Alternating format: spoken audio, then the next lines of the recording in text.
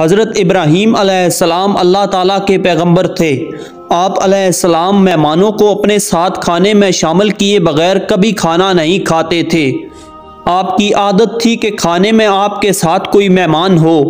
जब भी खाने का वक्त होता तो आप अलैहिस्सलाम घर से निकलकर अपने लिए कोई मेहमान तलाश करते ताकि उस मेहमान के साथ खाना खाया जाए। एक दफ़ा का जिक्र है कि आप अलैहिस्सलाम को कई दिन तक मेहमान नहीं मिला और आप अलैहिस्सलाम ने इसीलिए खाना नहीं खाया। हस्बे मामूल आप अलैहिस्सलाम मेहमान को ढूंढने के लिए घर से बाहर निकल गए ताकि अपने लिए कोई साथी तलाश करके उसके साथ खाना तनावल फरमाया जाए। तलाश के दौरान आप अलैहिस्सलाम की नज़र एक बूढ़े शख्स पर पड़ी। इस शख्स की पीठ झुकी हुई थी और लाठी के सहारे चल रहा था। हज़रत इब्राहीम अलैहिस्सलाम ने इससे पूछा, क्या आपने खाना खाया है? तो उसने कहा, नहीं बेटा, मैंने खाना नहीं खाया और मुझे सख्त भूख लगी हुई है। आप अलैहिस्सलाम ने इस बूढ़े शख्स से कहा कि मैंने भी खाना नहीं खाया, आइए दोनों मिलकर खाना खाते हैं। हज़रत इब्राहीम अलैहिस्सलाम ने इस बूढ़े आदमी को हाथ से पकड़कर बहुत इज्जत के साथ लाकर अपने साथ खाना खाने के लिए बिठा दिया। आप अलैहिस्सलाम ने इस बूढ़े शख्स के लिए और अपने लिए खाना लगाया और खाना शुरू कर दिया। जब दोनों हजरात खाना खा चुके तो अल्लाह का शुक्र अदा करना खाने के आदाब में दाखिल है। चूँकि शरीयत मुहम्मदिया से पहले भी ये अमल खाने के आदाब में दाखिल था, इसीलिए हज़रत इब्राहीम अलैहिस्सलाम ने इस बूढ़े शख्स से खाना खाने के बाद फरमाया, बाबा जी, उस अल्लाह का शुक्र अदा करो जिसका कोई शरीक नहीं कि इसने आपको खाना दिया। आप सल्लल्लाहु अलैहि वसल्लम के फरमान के मुताबिक खाना खाने के शुरू में बिस्मिल्लाह और आखिर में अल्हम्दुलिल्लाह कहना चाहिए, क्योंकि अगर शुक्र अदा करोगे तो अल्लाह ताला मज़ीद देगा।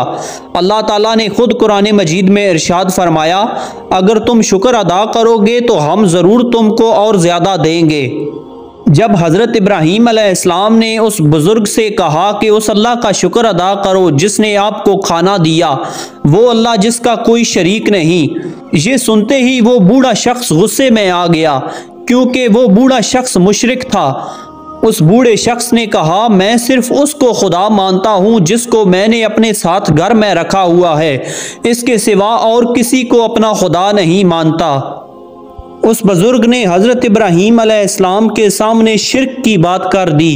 वो इब्राहीम अलैहिस्सलाम जिनके बाप दादा भी इसकी सख्त मुखालफत करते थे, वो इब्राहीम अलैहिस्सलाम जिन्होंने शिर्क की वजह से अपनी कौम को छोड़ दिया था, और इसी शिर्क की मुखालफत की वजह से आप अलैहिस्सलाम को नमरूद ने आग में डाल दिया था। इसीलिए जब आप अलैहिस्सलाम ने इस बुजुर्ग की ये बात सुनी तो आपको गुस्सा आ गया और आप अलैहिस्सलाम ने फरमाया, अच्छा तो तुम एक अल्लाह को नहीं मानते, तुम उसके साथ शरीक ठहराते हो। हज़रत इब्राहीम अलैहिस्सलाम ने उस बुजुर्ग के सामने दलाइल बयान करना शुरू कर दिए तो उस बुजुर्ग ने कहा, बस मुझे दलील मत बताओ, मैं किसी और को खुदा नहीं मानता, मेरा खुदा मेरे पास घर में है। हज़रत इब्राहीम अलैहिस्सलाम उस बुज़ुर्ग को समझाना चाह रहे थे, लेकिन वो बुज़ुर्ग कुछ भी सुनने को तैयार ना था। इसीलिए हज़रत इब्राहीम अलैहिस्सलाम को गुस्सा आ गया और आप अलैहिस्सलाम ने फरमाया, मैंने ऐसे आदमी को खाना खिलाया जिसे खिलाना नहीं चाहिए था। अगर तुम अल्लाह का शुक्र अदा नहीं करते तो निकलो यहाँ से। आप अलैहिस्सलाम ने इस तरह उस बुज़ुर्ग को अपने घर से बाहर निकाल दिया। उस बुजुर्ग की हज़रत इब्राहीम अलैहिस्सलाम के घर से बाहर निकलने ही की देर थी कि फ़ौरन अल्लाह ताला की तरफ से हज़रत इब्राहीम अलैहिस्सलाम के पास वही आ गई।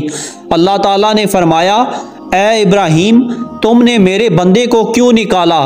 हज़रत इब्राहीम अलैहिस्सलाम ने अर्ज़ किया, या अल्लाह, वो आपके साथ दूसरों को शरीक ठहराता है।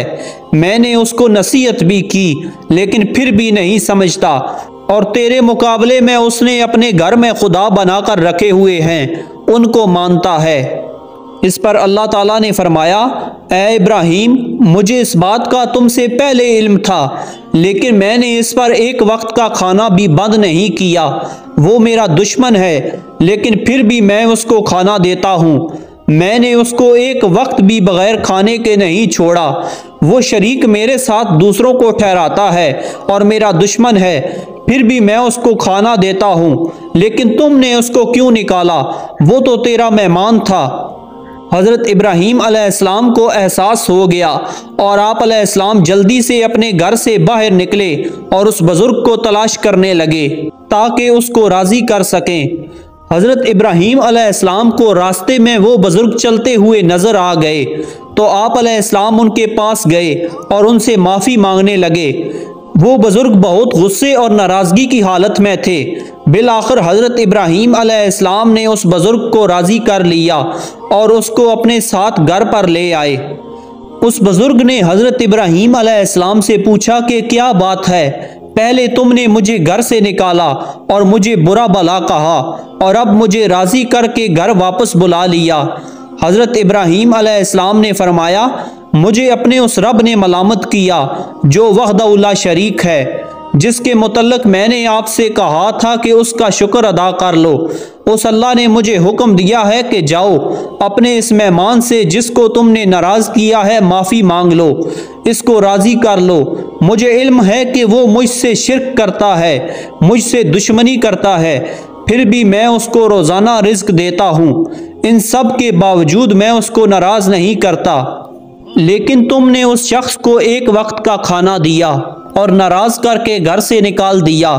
हज़रत इब्राहीम अलैहिस्सलाम की बातें सुनने के बाद उस बुजुर्ग ने अपना सर नीचे कर लिया और कुछ देर के बाद अपना सर उठाकर कहने लगा, अच्छा, मेरा रब मुझे इस सब के बावजूद रिज़्क देता है, मैं अपने रब के साथ शरीक ठहराता हूँ, लेकिन फिर भी वो मुझे खाना देता है। मैं अपने रब के साथ दुश्मनी करता हूँ, लेकिन इसके बावजूद इसने आपको मेरे पास भेज दिया। मुझे अपना वो रब दिखाओ, मुझे उस रब का अकीदा सिखाओ। तुम जिस दीन पर हो मैं उस दीन को इख्तियार करता हूँ और अपने रब को खुश करना चाहता हूँ। इसके बाद हज़रत इब्राहीम अलैहिस्सलाम ने उस बुजुर्ग को कलमा पढ़ाया और उसे राह हिदायत नसीब हो गई। सखावत और खुले दिल का मुजाहरा करते हुए मेहमानों की खातिर व मदारत करना अंबिया अलैहिस्सलाम की सुन्नत है। रसूलुल्लाह सल्लल्लाहु अलैहि वसल्लम को अल्लाह ताला ने तमाम अंबियाए कराम का जामे और अफजल और रसूल फरमाया है। आप सल्लल्लाहु अलैहि वसल्लम की पाकीज़ा सीरत में सखावत और मेहमान नवाजी की सिफ़त इतनी आला थी कि इसकी मिसाल नहीं मिलती। आप सल्लल्लाहु अलैहि वसल्लम की हयात मुबारका ऐसे वाक़यात से भरी पड़ी है जिनमें आप सल्लल्लाहु अलैहि वसल्लम ने सखावत और मेहमान नवाजी के आला तरीन मयार का नमूना कायम फरमाया है। आप सल्लल्लाहु अलैहि वसल्लम ने इरशाद फरमाया, जो शख्स अल्लाह और यौम आखिरत पर ईमान रखता है वो अच्छी बात कहे या खामोश रहे, और जो शख्स अल्लाह और यौम आखिरत पर ईमान लाता है तो वो अपने पड़ोसी की इज्जत करे, और जो अल्लाह और यौम आखिरत पर ईमान लाता है वो अपने मेहमान का इकराम करे। आप सल्लल्लाहु अलैहि वसल्लम का ये मामूल था कि जब भी कोई मेहमान आपके घर आता तो जो भी बेहतर से बेहतर मुयस्सर होता मेहमान की खिदमत में पेश फरमाते। बाज़ औक़ात खाने के दौरान अगर कोई आ जाता तो उसे बेतकल्लफ़ी से अपने साथ शामिल फरमा लेते। इस्लाम का इब्तदाई ज़माना गुर्बत का था, नीज़ आप सल्लल्लाहु अलैहि वसल्लम को सहाबा की फाका कशी का इल्म था, इसीलिए जब भी खाने के ज़ाहिरी असबाब मुयस्सर आते, चाहे वो थोड़े से ही क्यों ना हो, आप सल्लल्लाहु अलैहि वसल्लम इस यकीन के साथ कि अल्लाह ताला मेरी दुआ से बरकत डालेगा, सहाबाए कराम को अपने पास बुलवा लेते और उन लोगों को भी अपने पास बुलवा लेते जो वहाँ भूखे होते थे, ताकि उनकी मेहमान नवाजी हो जाए। एक दफ़ा एक सहाबी ने आप सल्लल्लाहु अलैहि वसल्लम से दरियाफ्त फरमाया कि या रसूलल्लाह सल्लल्लाहु अलैहि वसल्लम, अगर मेरा गुज़र किसी जगह से हो और मैं किसी के पास ठहरूं तो वो मेरी अच्छी तरह मेहमान नवाजी ना करे, और कुछ दिन के बाद उसका गुज़र मेरे पास हो, तो क्या मैं उसकी मेहमान नवाजी का हक़ अदा करूं या बिल्कुल उसी तरह बेरूही का मुजाहरा करूं जिस तरह उसने मेरे साथ किया था? तो आप सल्लल्लाहु अलैहि वसल्लम ने फरमाया, नहीं, बल्कि तुम हर हाल में उसकी मेहमान नवाजी का हक़ अदा करो। इस हदीस पाक से मालूम होता है कि हर हाल में सहावत और दरिया दिली का मुजाहरा करते हुए मेहमान का ख्याल रखा जाए। मेहमान ज़ख्मत नहीं बल्कि रहमत और खैर बरकत का ज़रिया होता है, और अल्लाह ताला जिसे आपके पास भेजता है उसका रिज़्क भी उतार देता है। अल्लाह ताला हमें सहावत और मेहमान नवाजी के हवाले से आप सल्लल्लाहु अलैहि वसल्लम के उसवाए हसना को अपनाने और इस पर अमल करने की तौफीक अता फरमाए, आमीन। नाजरीन, अगर आपको हमारी ये वीडियो पसंद आई हो तो वीडियो को लाइक और चैनल को सब्सक्राइब ज़रूर से कर देना। अपना बहुत सारा ख्याल रखिएगा, साथ हमारे इस चैनल का भी। अल्लाह हाफिज़।